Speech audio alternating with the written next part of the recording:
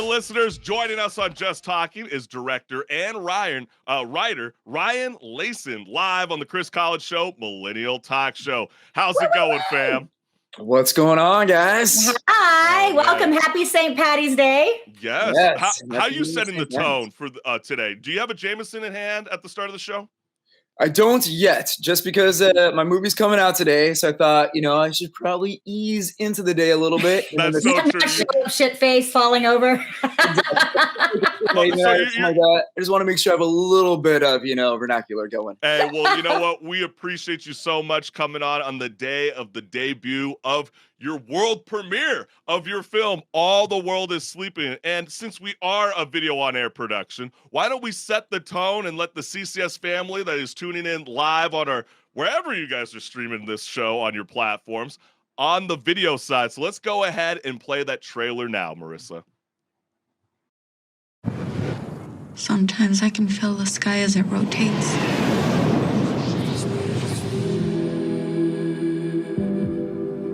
It scatters my thoughts. You're my baby girl, you're all I got. And it'll grow louder, more aggressive. I look up and I know I can keep it together. And then it rains.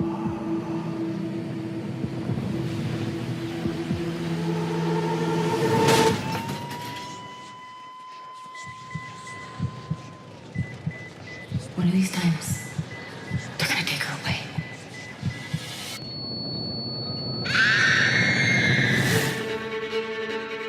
We need help! Who's gonna help us?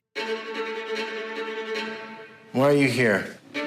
Because I need to get my daughter back! You can do something for the world that's beyond yourself. You think you got like a choice, really?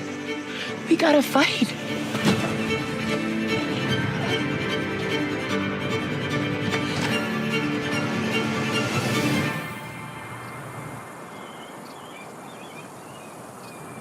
I wonder if you can hear me.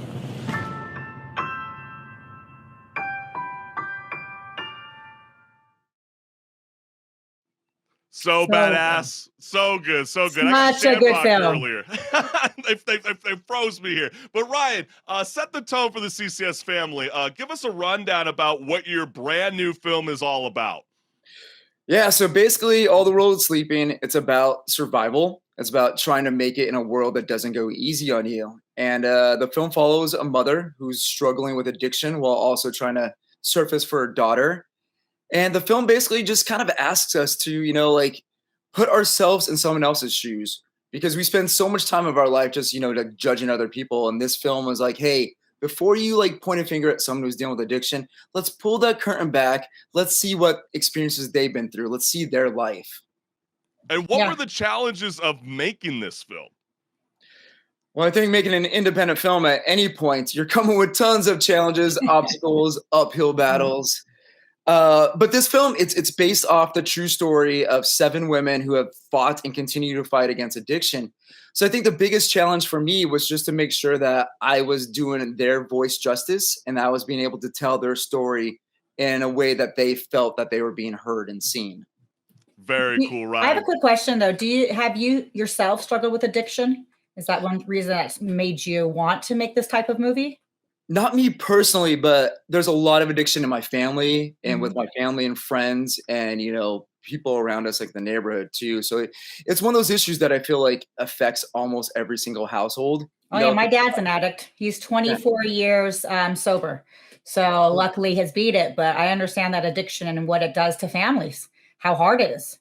Yeah, absolutely, Marissa. And I know filmmakers today, Ryan, they dream about, directing blockbuster movies like Star Wars or Indiana Jones or superhero films. So how do you choose a script that you want to direct?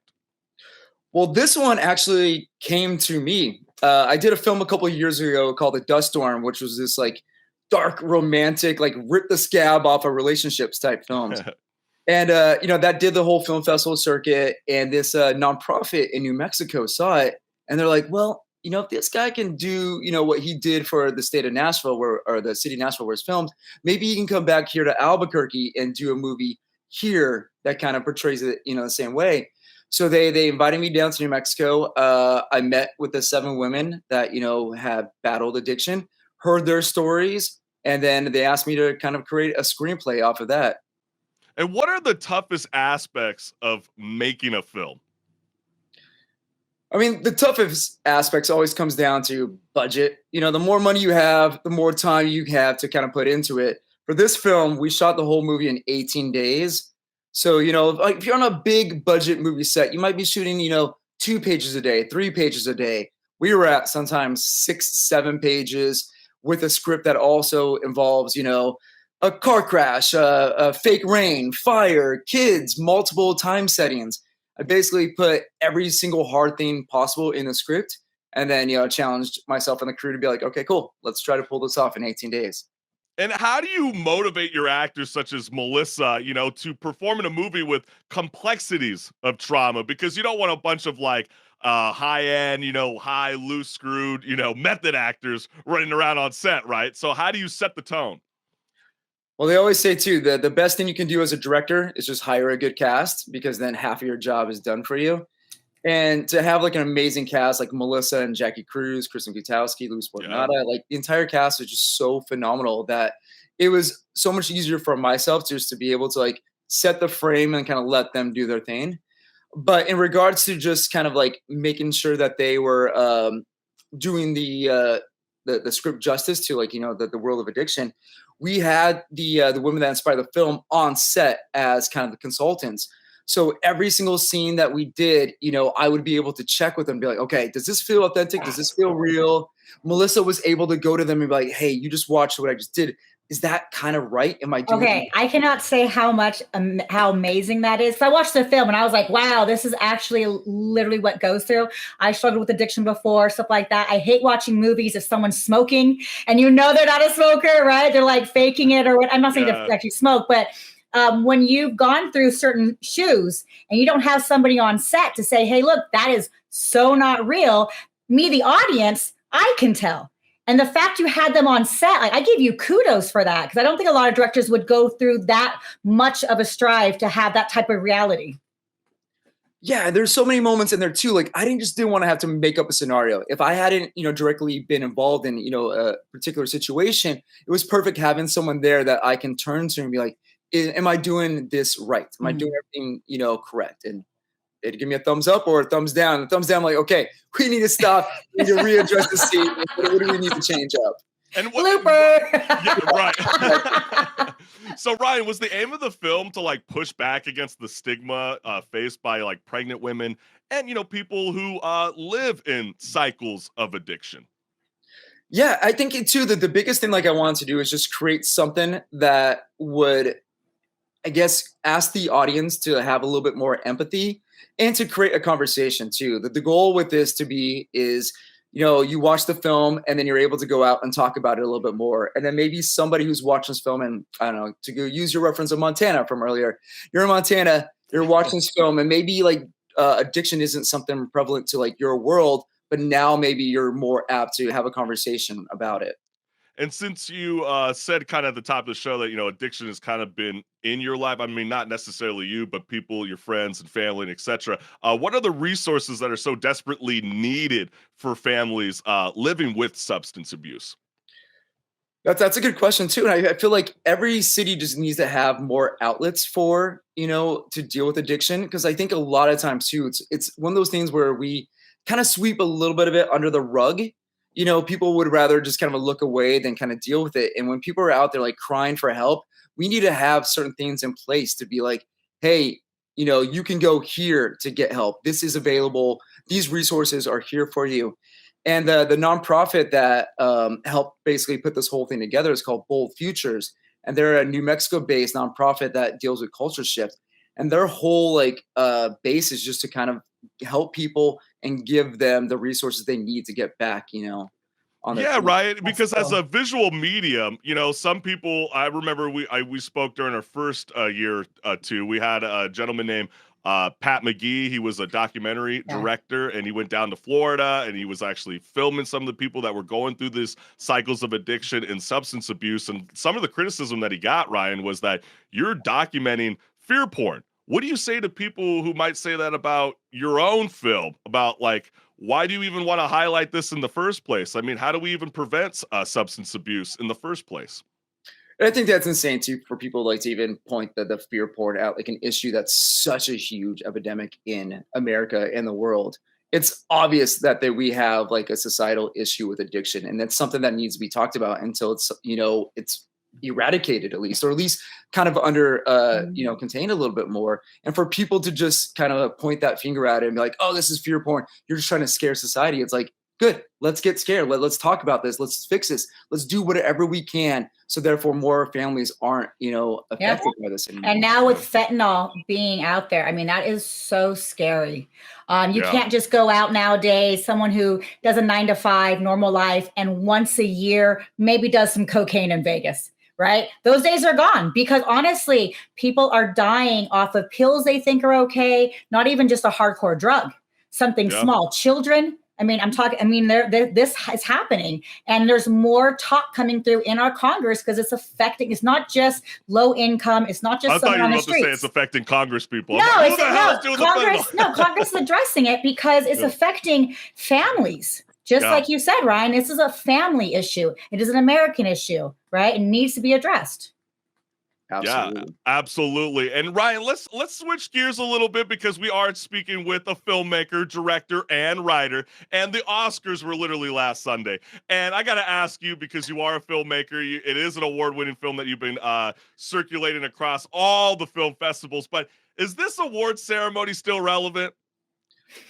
I personally love the Oscars. I grew up watching the Oscars every year. Okay, but you said personally, though. Was that a little snub or a jab at the Academy Awards? Well, no, I definitely can see people's criticism over the years. Everyone's like, it gets longer and longer as it goes. But I feel like if you're a cinephile, if you love, movies, you gotta appreciate the Oscars. And this year, too, was one of the first years where, like, the top 10 Oscars was the top 10 best pictures were such a wider range. You had blockbusters in there. You had little indie films. You had a weird action movie that won best picture. It's great.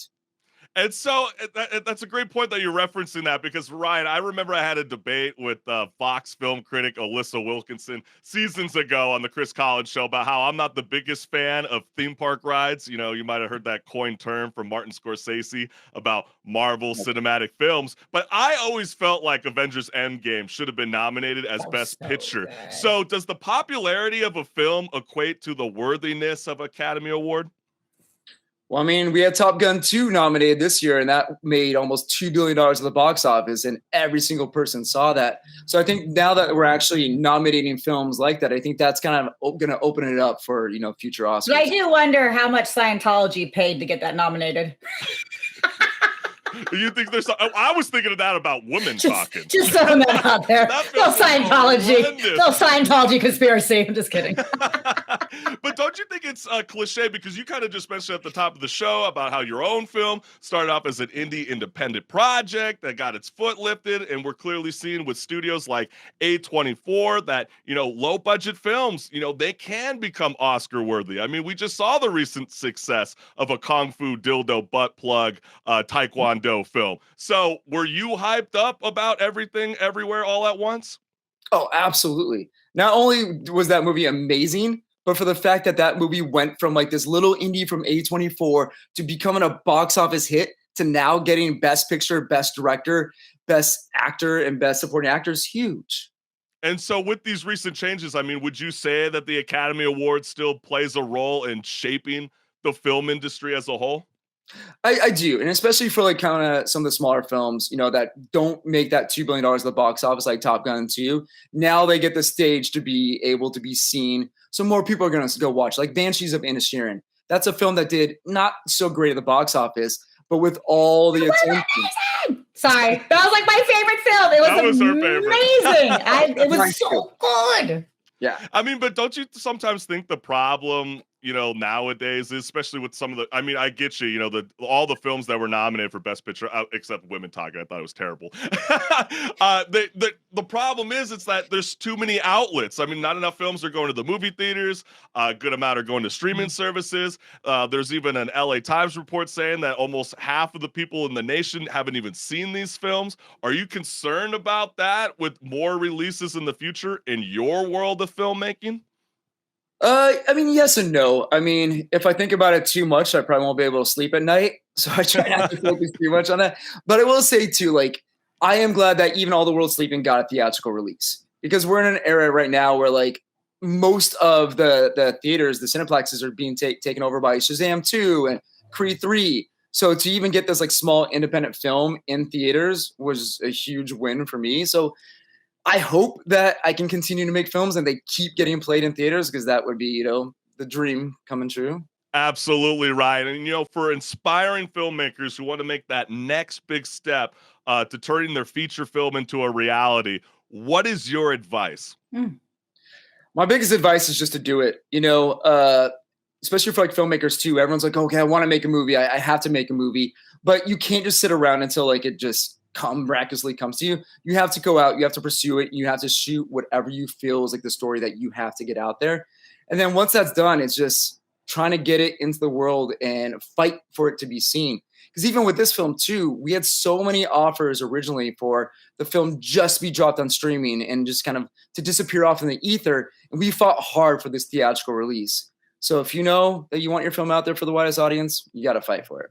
Hey, I love that, man, because I know being a filmmaker, it requires a lot of expertise and patience, to become one of the, something that's going to be something special. And, you have to handle everything that's around you at all times, on set and off set. So what keeps you motivated?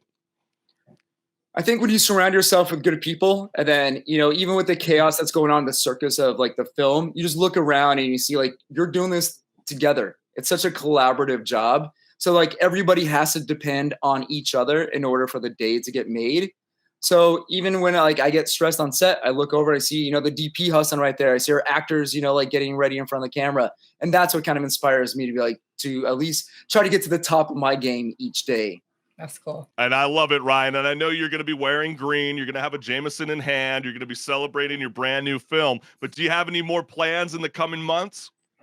Yeah, well, All the World Sleeping's taken up the last like year and a half of my life. So now that that's coming out today, I can finally move on to the next film. So just completed a script, put that out onto the world for producers. So hopefully, fingers crossed, financing comes through this summer. Yeah. Is that a satisfying feeling to know that your film's finally out, or do you just get more hungry? I mean, I feel like I always stay hungry. I never get too content, and that's what I think keeps me the drive going.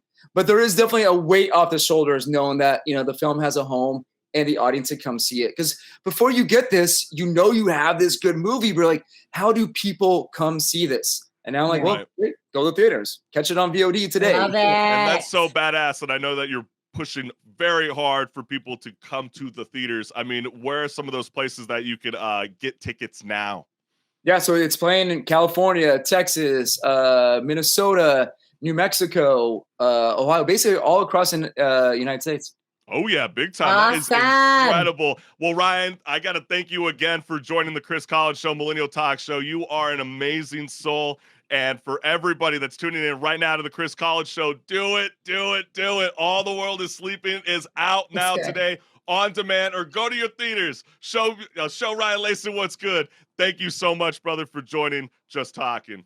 So wonderful chatting with both of you. Thank you. Happy St. Patty's Day. Happy St. Patty's Day, my friend. Take it easy on the Jameson shots for me, though. We want to see a Q&A talk back at the end of the film.